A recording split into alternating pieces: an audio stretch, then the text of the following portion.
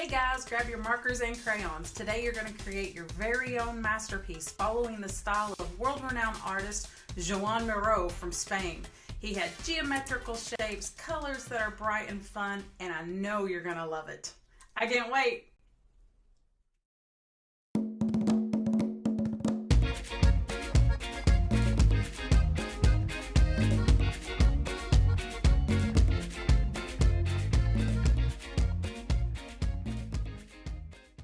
Joan Miró was born in 1893 in Barcelona, Spain, which is in the very northeastern part of the country.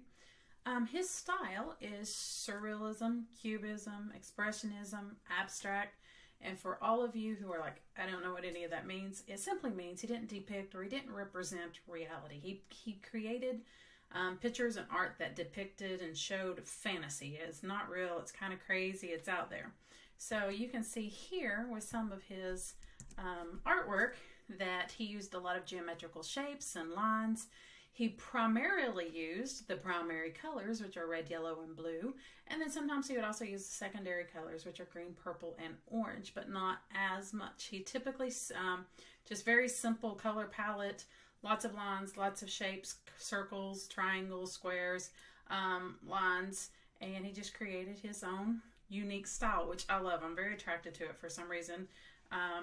And then he also actually designed the logo for Spain, for the country of Spain. This is the logo that they use for their tourism, and they've used it for over 30 years. He gifted it to them and gave it to them not long before his death, and they've been using it ever since. So I can't wait for you to get started with your artwork.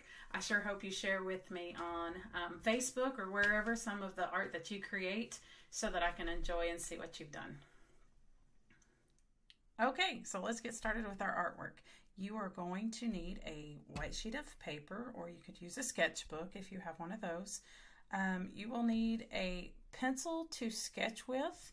That way, if you make any little mistakes or you decide you want to make a line look like it's behind another figure, you can erase some lines. I, however, am going to draw with a Sharpie because it is bold and you can see it on camera, but you are free to start with a marker if you just want to go with it, and what it is what it is.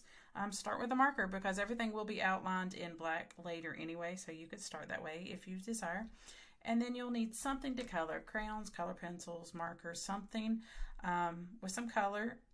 Joan Miró typically painted with only these three colors, the primary colors, red, yellow, and blue. But sometimes he threw in some green, every once in a while some purple and orange, some secondary colors. But mostly he stuck with the primary colors, red, yellow, and blue. Then you'll need a dice to help decide what you are putting in your artwork. Of course, you can look at the chart and just say, I like this one, and I like that one, and I like this one, and go with it. But it's a little fun, in my opinion, to have the surprise, and it tells you what to draw, and you just kind of put it where you want it.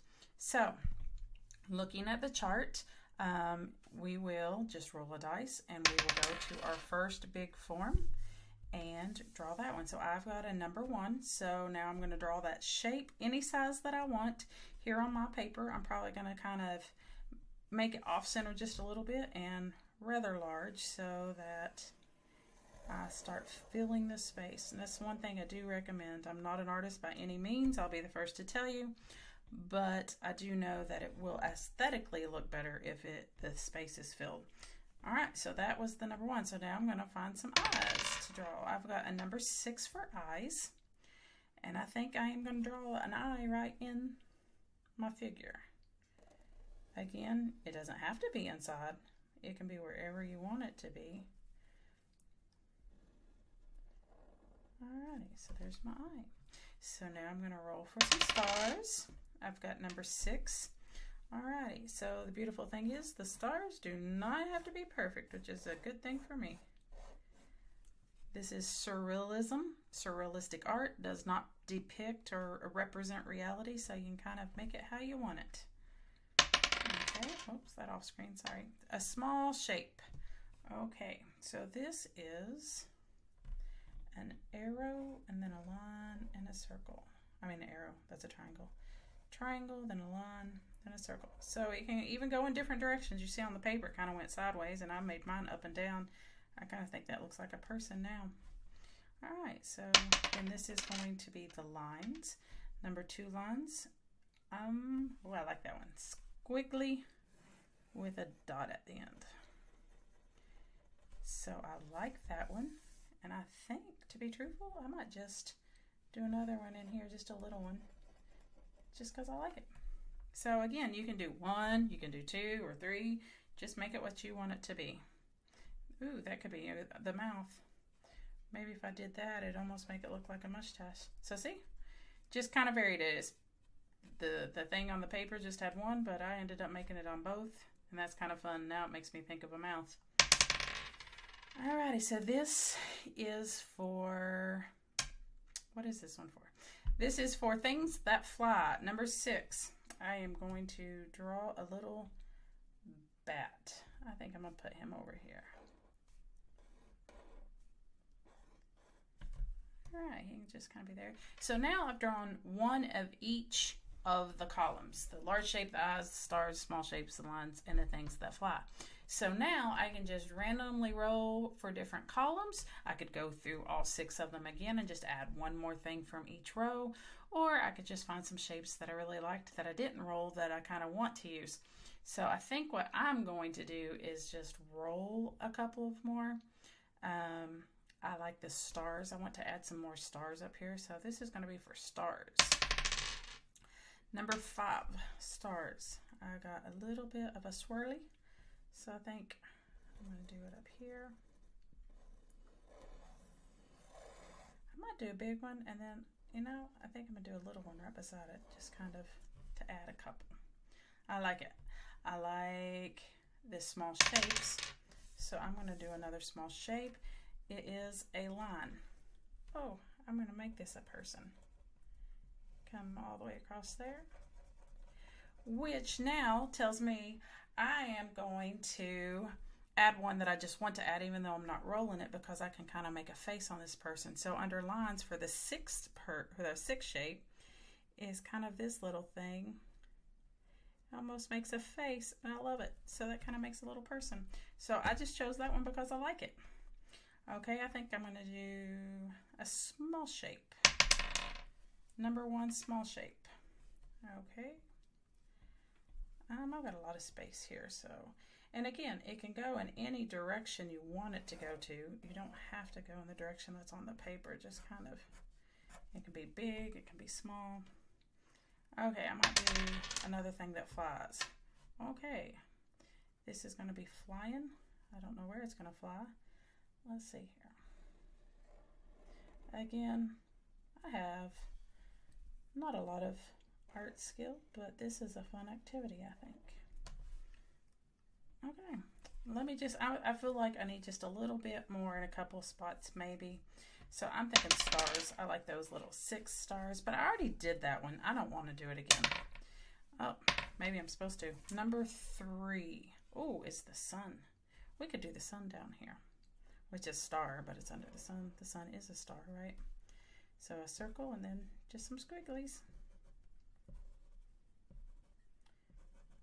And there is a shape that I really kind of like, and I don't have it on here.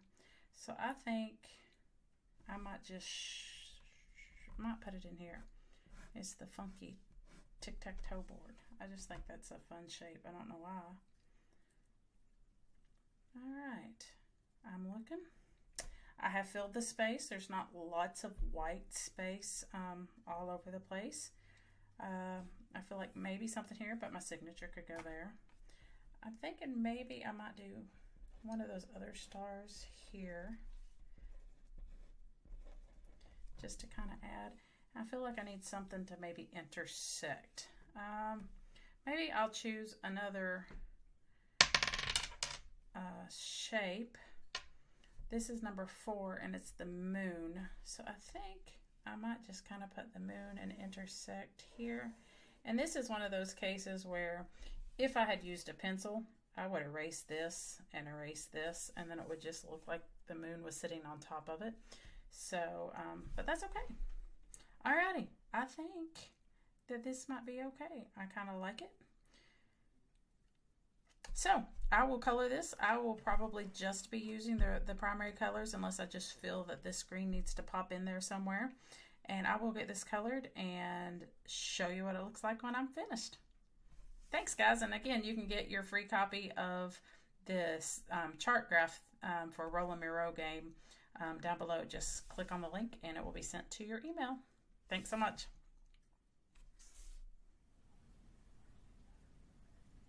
So now I'm going to just show you how to finish it up. So this is one I did before. This is the one I did in the video with you. And I just kind of wanted you to see the difference in the dark, bold outline and not. So Joan Miró used lots and lots of the dark, bold black line. So I am just going to take a Sharpie and go over this entire design. And you will be amazed at the difference that it makes. And if you got a line, just make it a little bolder. The difference that it makes. And here, if you remember when I was doing it, I was like, oh, I would have erased those lines if so. So what I'm going to do is just not do that line in the middle. Pretend it's not there. And just kind of make it. All right. It's just crazy to me when I did this the first time how much difference it makes.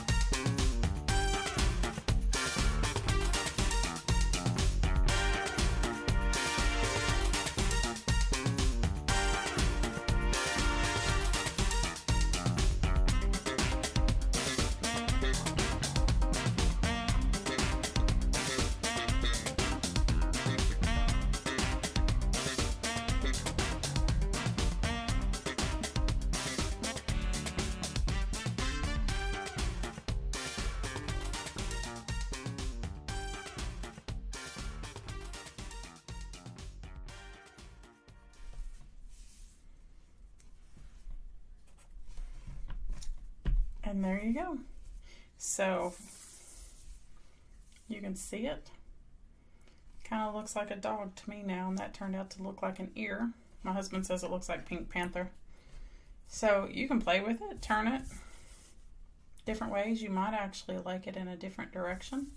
That's the beautiful thing about this abstract surrealistic art. There is no right or wrong. You just do it exactly how you want. So this was how I did it.